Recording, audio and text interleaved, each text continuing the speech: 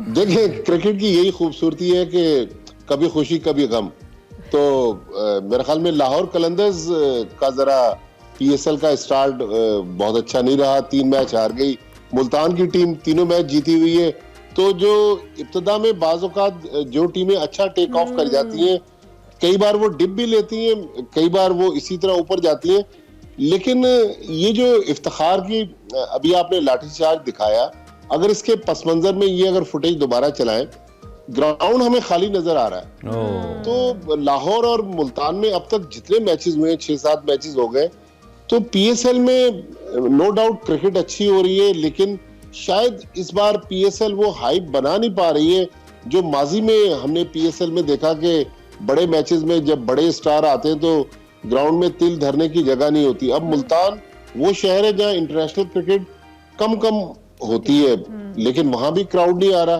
तो ये सोचने वाली बात है। फिर देखें ना, कल नॉर्मल वर्किंग डे था जिसमें डबल हेडर रख दिया गया, और वीकेंड पे ये डबल हेडर होने चाहिए ताकि खास तौर पे चले। आप जुमे को भी रखें, क्योंकि पंजाब में जो मार्केटें वगैरह हैं वो फ्राइडे को बंद होती हैं, तो लोग दोपहर का मैच देखने के लिए नमाज के बाद जा सकते हैं। तो मेरा ख्याल थोड़ा सा प्लानिंग का फुकदान है। मोहसिन नकवी साहब नए पीसीबी में आए, इन चीजों पर वो यकीनी तौर पर गौर करेंगे कि किस तरह ये जो खामियां हैं। भट्टी साहब, एक फैक्टर ये भी तो हो सकता है कि ऑब्वियसली पॉलिटिकल सिनेरियो ऐसा है, फिर लोगों के फाइनेंशियल हालात भी उस तरह के हैं, और फिर जाहिर है प्लानिंग का लैक भी। और वही बात है कि आपने खुद भी अभी मेंशन किया कि पहले हाइप बनाने में नाकाम रहे, क्योंकि इलेक्शंस की वजह से उसी दौरान ये पीएसएल की प्रॉपर कैंपेन स्टार्ट हुई, तो वो कैंपेन भी उस तरह से बिल्ड नहीं हो पाई है। ये बात बिल्कुल सही है कि बिल्कुल इलेक्शन के साथ साथ लोग फिर जो पॉलिटिकल सिनेरियो है उसमें उलझ कर रह गए हैं कि इस वक्त मुल्क किस सिमत में जा रहा है। लोगों की जो दस्तरस है महंगे टिकट खरीदने की, वो भी नहीं है। तो मेरे ख्याल में ये सारा कुछ पीसीबी को सोचना चाहिए, और पीसीबी के पास इतना पैसा है, धड़ाधड़ लोगों को नौकरियां दे देते हैं। तो इस महंगाई के दौर में अगर थोड़ा सा टिकटों के नर्ख जो थे वो कम कर देते, या जो स्टूडेंट्स थे उनको कहते कि भाई आप आके फ्री में मैचेस देखें, तो ये बुरा ऑप्शन नहीं था। पीसीबी के पास तो सारा साल पैसा आता रहता है, इस बार भी पीएसएल से अच्छी खासी आमदनी होगी। तो अगर हुकूमत जो हमारी अवाम है उनको महंगाई से बचने के लिए कोई ऐसा प्लान नहीं दे पा रही, तो एटलीस्ट पीसीबी को चाहिए कि फ्री टिकट्स कर दे, कुछ इंक्लोजर फ्री कर दे, ताकि लोग आए, बच्चे आए, हमारी जो यूथ है वो आकर क्रिकेट से एंजॉय करे, ताकि उनकी जो अटेंशन है इधर उधर। आजकल आपको पता है कि ट्विटर भी बंद है, बहुत सारी सोशल प्लेटफॉर्म्स पर जाना भी मुश्किल है, तो वो ग्राउंड में आए, क्रिकेट को एंजॉय करें और एक पॉजिटिव चीज को ग्राउंड से लेके बाहर जाए। बिल्कुल बिल्कुल, एक अच्छी मेंटल हेल्थ के लिए जरूरी है कि स्पोर्ट्स खेली जाए, देखी जाए। It really helps. दूसरी जानिब हम क्रिकेट बोर्ड का तो तस्करा कर रहे हैं, ये जो कहना चाहिए मुल्तान सुल्तान्स की हम बात कर रहे हैं, कलंदर्स की स्ट्रेंथ उनकी बॉलिंग रही है। और इस वक्त वैसे तो हम पीएसएल को कहते हैं कि ये बैटर्स का टूर्नामेंट है, लेकिन कलंदर्स की स्ट्रेंथ उनकी बॉलिंग रही है। अगरचे के राशिद नहीं है, उससे भी उनको काफ़ी धचका लगा, लेकिन उनके पेसर्स भी उस तरह से परफॉर्म नहीं कर पा रहे हैं। और जाहिर बात है, जब डेथ ओवर्स के अंदर आप अपने रन्स को कंटेन नहीं कर सकते, या आप लाइन के अंदर बॉल नहीं कर सकते, तो उसमें फिर नुकसान होता है आपको, और फिर इफ्तिखार जैसी हालत हो जाती है जमान खान जैसे बॉलर्स की, जैसी इफ्तिखार ने कल उनकी की। तो ये बेसिकली लूप होल कहाँ पे है? कलंदर्स क्यों स्ट्रगल कर रहे हैं? कैप्टेंसी का प्रॉब्लम है, फॉर्म का प्रॉब्लम है, क्या प्रॉब्लम है? नहीं, देखिए, कैप्टेंसी का प्रॉब्लम नहीं है, क्योंकि शाहीन शाह अफरीदी पिछले दोनों एडिशन में कलंदर्स को टूर्नामेंट जितवा चुके हैं। इस बार बेसिक मुझे जो मसला नजर आ रहा है, बॉलिंग में शाहीन शाह अफरीदी रिदम नहीं पकड़ पा रहे, ऊपर से विकेटें नहीं उनको मिल रही। फिर बैटिंग में लास्ट ईयर भी अगर आप देखें, फखर जमान उनके मेन बैट्समैन थे। फखर जमान लाहौर में जो 2 मैचेस वो हारे, दोनों में उनके बैट से कुछ उस तरह रन नहीं बने जिस तरह उनकी एक शोहरत है। कल उन्होंने रन बनाए, लेकिन वो काफी फंसे हुए थे। उन्होंने तकरीबन रन बॉल बनाने की कोशिश की, तो मेरे ख्याल में उनकी बैटिंग भी नहीं चल पा रही, बॉलिंग भी इस वक्त जो है वो थोड़ी सी मुश्किल में है। फिर स्पिनर्स, नो डाउट, जब राशिद खान जैसे वर्ल्ड क्लास और मैच विनर आपके पास ना हो, तो टीम की जो दरमियानी ओवर्स हैं वो भी उनको मुश्किल दे रहे हैं। फिर डेविड विजे, नमीबिया के जो बैटर हैं, वो माजी में उनको हारे हुए मैच जितवाते रहे। इस बार हमने जो अभी तक 3 मैचेस देखे, वीजा नहीं लगवा पा रहे वो। हाँ, वीजा नहीं लगवा पा रहे, बल्कि वीजे की ये मोहर जब लगेगी तो फिर कलंदर्स धमाल डालने में कामयाब होंगे। कलंदर्स का भट्टी साहब हमेशा का ये प्रॉब्लम है, दो कि जिस हम दफाई चैंपियन है, हम बात कर रहे हैं, बड़ा अच्छा खेलते भी हैं, लेकिन स्टार्टिंग के अंदर हमेशा ये टीम स्ट्रगल करती है और फिर बीच में आगे कहीं स्टेबल होती है या फिर एक डाउनफॉल आता है।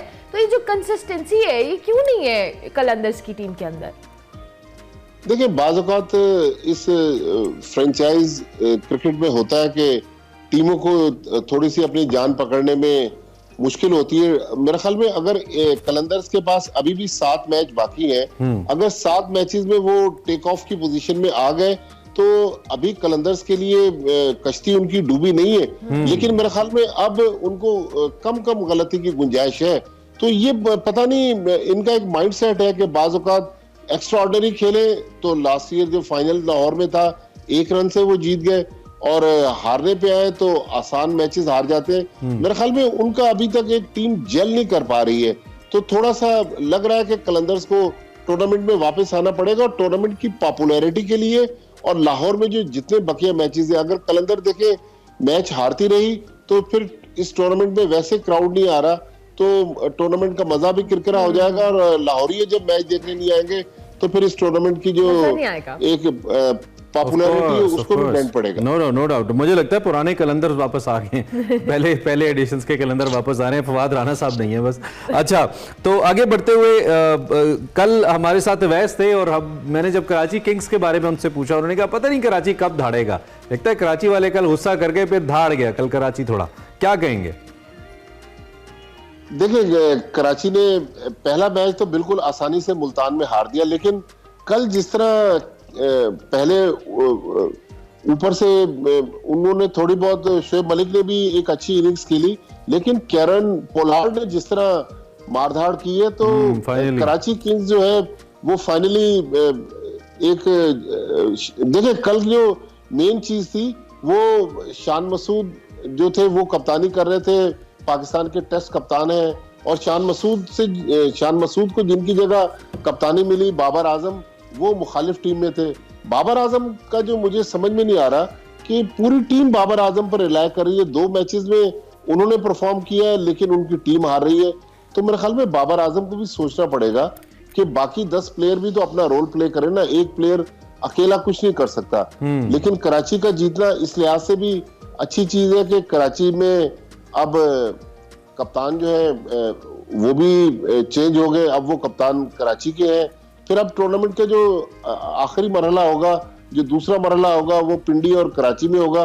तो मेरे ख्याल में कराची किंग्स के लिए अच्छा है कि उनकी टीम जीती रहे, ताकि कराची का क्राउड जो है वो आकर इस टूर्नामेंट की सक्सेस जो है उसको कामयाब बनाए। ठीक है। अच्छा, ओवरऑल जरा क्रिकेट पे आए तो एक आज खबर हमारे अखबार में भी छपी है, और वैसे भी क्योंकि मोहम्मद हफीज एक टीवी चैनल की ट्रांसमिशन में बैठ रहे हैं और काफ़ी अंदर की बातें बाहर बता रहे हैं। ये जो आज ताज़ा तरीन अपडेट है वो ऑस्ट्रेलिया में फिटनेस के हवाले से है। उन्होंने कहा कि कोई भी खिलाड़ी 2 किलोमीटर का जो रन टेस्ट है वो मुकम्मल नहीं कर सका, यानी कि 2 किलोमीटर दौड़ नहीं सका।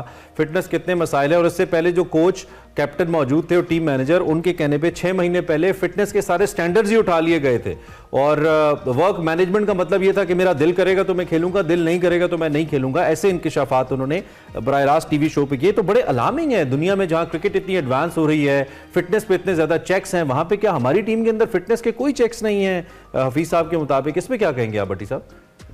देखिए, मोहम्मद हफीज पाकिस्तान टीम के डायरेक्टर थे, और मोहम्मद हफीज से पहले वहाब रियाज जो अभी तक चीफ सेलेक्टर है, और मोहसिन नकवी साहब के साथ कल भी वो मैचेस देखने के लिए लाहौर और मुल्तान में मौजूद थे।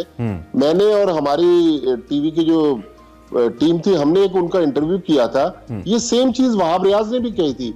वहाब रियाज ने एक इंटरेस्टिंग बात कही थी। वहाब रियाज ने कहा कि हमें ये बताया गया, जो ट्रेनर और फिजियो थे, कि जो पास्ट मैनेजमेंट थी जिसमें मिकी आर्थर थे, ग्रांट ब्रैडबर्न थे और बाबर आजम थे, तीसरे बाबर आजम थे, उन्होंने कहा था कि फिटनेस के बारे में सोचना भी मना है।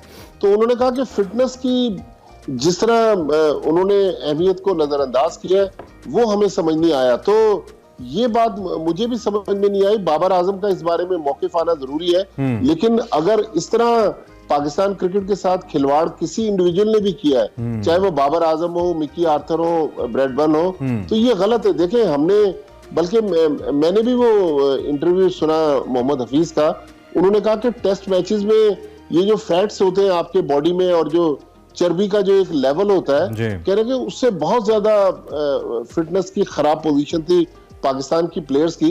तो अगर जिस टीम के प्लेयर ही फिट ना हो तो फिर उससे हम कैसे तवक्को कर लें कि वो हमें वर्ल्ड कप भी जितवाएगी, एशिया कप भी जितवाएगी। और उन्होंने कहा कि 1.5 गुना ज्यादा मुकर्रर लेवल से 1.5 गुना ज्यादा तक हमने जो फैट का आप बता रहे हैं, टेक्निकली तो आप नॉट श्योर कि इस टर्म को क्या कहा जाएगा, पर ये ज्यादा पाया गया है। ठीक है अब्दुल माजिद भट्टी साहब, इमरान एक छोटी सी बात कि पाकिस्तान की जो प्लेयर्स हैं उनको फिटनेस के लिए एक पीसीबी ने और टीम मैनेजमेंट ने घड़ी दी हुई है कि वो कि आज उन्होंने कितनी कैलोरीज बर्न की और कितनी कैलोरीज जो है उनकी बॉडी में आई। उसके बावजूद ये कुछ हो जाना, तो ये मेरे ख्याल में एक बड़ा सीरियस मामला। वो घड़ी कहीं और चली गई हो, घड़ी वैसे बड़ी कॉम्प्लिकेटेड है। Thank you very much.